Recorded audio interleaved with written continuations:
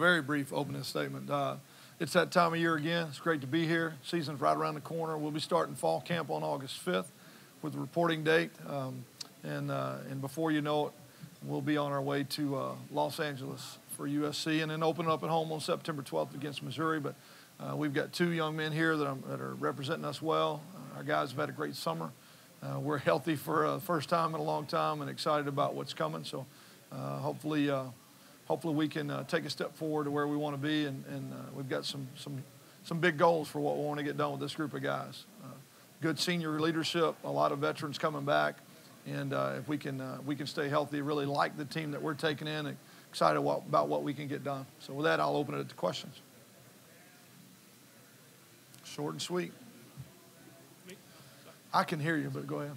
I think I'm counting 10 guys on offense with returning starting experience. I mean, when's the last time, in your career you've had that much, and just kind of does that eliminate any sort of ceiling as to what your offense is capable of, I guess? Well, probably in most recent history, I can remember having that many guys come back. Might have been my last year at Southern Miss. And we had a great year that year offensively. In terms of the ceiling, we had a good year last year offensively and did real well, but typically see a lot of improvement between year one and year two, just familiarity with what we're doing, especially at quarterback for Freddie's transformation from just starting to kind of maturing throughout the season as he did, and then kind of taking that next step to really being a salty veteran and a leader. I think that's where we're at, and I really expect that we're going to have a great year offensively. We got to stay healthy to do it, but I wouldn't put a limit on it. I wouldn't put a ceiling on it. It's a very talented group that had a good spring and has had a good summer prep, and if we can stay healthy, there's a lot of points out there that group can score. I like the group we got. Coach, you talked about the guys back over here behind you. Yeah. Rocky's the kind of guy, it seems like he would play any position that you told him to go out there and play. How much does it help to have a guy like that back there in the secondary? Well, very unselfish, just a great kid to be around. He really does kind of do whatever we want him. He's involved in every special teams. Those are kind of hidden snaps I don't think get talked about a whole lot. He does a lot for us in terms of coverage and in that special teams game. He did get to return some kicks last year, and we'll utilize him doing that a little bit more. But I think it's kind of the hidden things that you don't talk about a whole lot that show you what kind of teammate he is. And he's one of the most respected kids on the team. He's not only good on the field, he's good off. He's a good student and leads and kind of by example for us. And with as many guys as we did graduate out of the secondary, it's good to know you got a stable veteran out there that you can look to for some guidance and kind of a calming factor. He doesn't lose his head. Is able to kind of stay calm when things are going crazy around him, and you always get consistent effort out of him. So it's good to have him. Coach, you talked about your quarterback, Freddie. How important is his progression from last year to this year as it relates to you going into this season? Well, we kind of go as the quarterback goes. And so he, the thing that he struggled with, I think, a year ago was turnovers and decision-making. Those are typical in your first year because we ask a lot of the quarterback, and then we play at a really fast tempo, so it just makes it even tougher for them. And you could already see signs this spring. He's making better decisions. He did not turn the ball over at all in the spring. I mean, it was very minimal.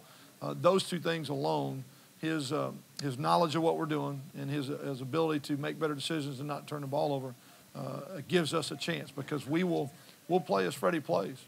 I know that sounds like a lot of pressure on the quarterback, but that's the nature of it. If the quarterback plays well, we tend to move the ball. If he doesn't, then we're going to struggle. And so, but I do think he'll have a great senior year. He's prepared and done everything he needs to do to be able to help us win football games. And I like the guy we've got. We're lucky to have him.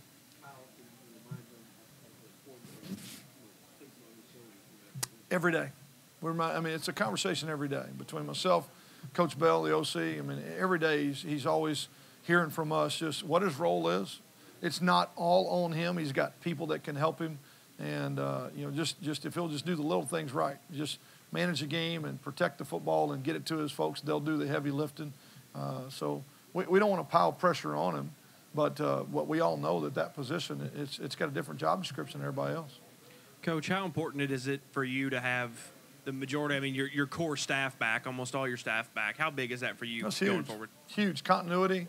There's not been any there for a long time, so to have it from the top down, I think in both recruiting, we're already seeing signs of how that's paid dividends and how recruiting's going right now. But then just the relationships between position coach and player, able to take those guys to the next step and really get past the point of the learning stage and start getting really down to the true details of the position. And you got to have trust. You got to gain trust. You don't do that quickly. And so for all those guys to stay put, several that had opportunities to leave and take positions at other places, some would have made sizable salaries to leave, and they chose to stay because they believe. That's huge.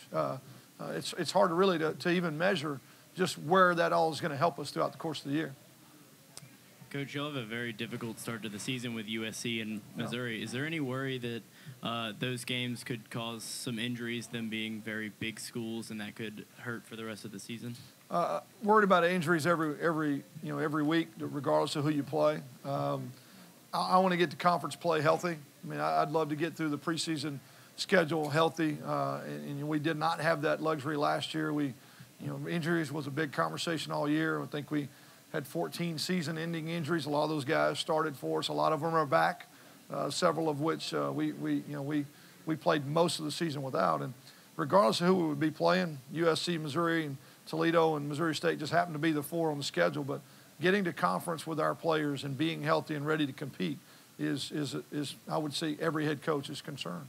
A lot of time we've also brought in we've got Fontenot on campus now that came in this summer. It was another addition, kind of some experience, and has played some junior college ball. So I think with all those bodies available, we're gonna be able to kind of find something that's pretty solid for us. Anybody else?